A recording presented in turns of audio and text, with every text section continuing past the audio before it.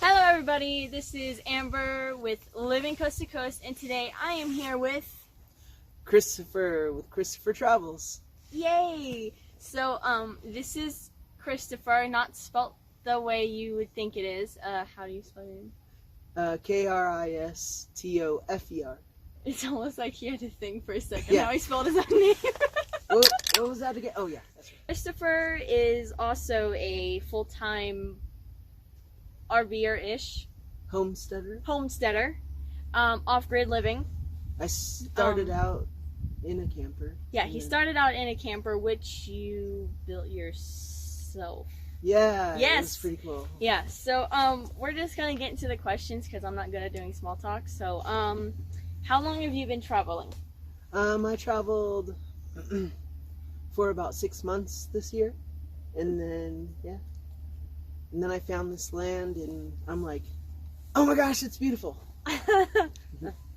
You will definitely Travel love it. again. Yes, travel again and love it and all this kind of stuff. We're on the road for like 6 months at a time, so Yeah.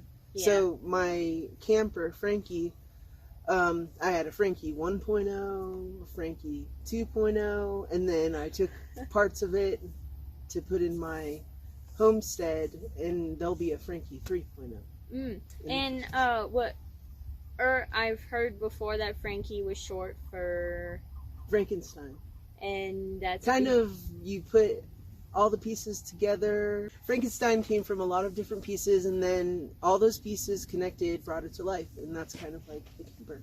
Yeah, see, very, very smart. So, why did you decide to live in an RV / off-grid life, homesteading? Well, I thought off of a whim, I got the land, and then that allowed me to build on it, build more to it. Yeah. And then I also didn't want to let people down because I wasn't traveling full time anymore. So, yeah. He lives now in what he calls a barn-dominium? Yeah, barn-dominium. And, so, I already know the answer, but they don't, so why did you move into the barn? It's a lot bigger than the camper. It's like literally 3 times bigger. You live off-grid. You homestead, you live in your barn-dominium, which means off-grid, no water, no electricity, no sewer. So most people, you can't really live without that. So how do you get your water, your electricity? How do you deal with your sewer, stuff like that? All the necessary needs. Well, I had a solar panel on Frankie and some batteries and a solar setup, and I just brought that over to the barn-dominium, and then I got an extra solar panel from the van build for really good price, and so I tied that in, and so that's my electricity. And actually the one panel and my batteries in Frankie were sufficient to charge my phones, to run my fridge, to, stuff like that. And as far as getting water, I pay $1.25 for a 5-gallon for drinking water, and then I have 3 other 5-gallon tanks that I can actually fill from a tap, a well that's nearby, and that'll go to my showers and stuff like that. And as far as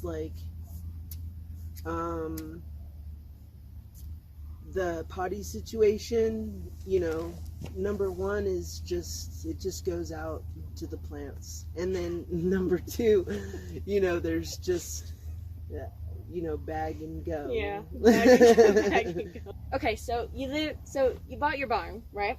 And then now you live in it. So obviously you had to do some kind of renovations to it. So what kind of renovations did you do? Basically, the first thing I did was I put a skirt around the bottom so no animals would go underneath. Smart. And that was as soon as it got placed on the blocks, that day, I put the skirt around it. And then the first thing I did was, after that, was put the spray foam insulation. And then after that, I just put up some beadboard walls, and then everything started to go in place. It was a complete disaster for the longest time, but things are falling into place. You know, I have a kitchen, bathroom, you know. I had a loft and I had my bed up there, but I felt it more comfortable downstairs during the winter. So. Yeah.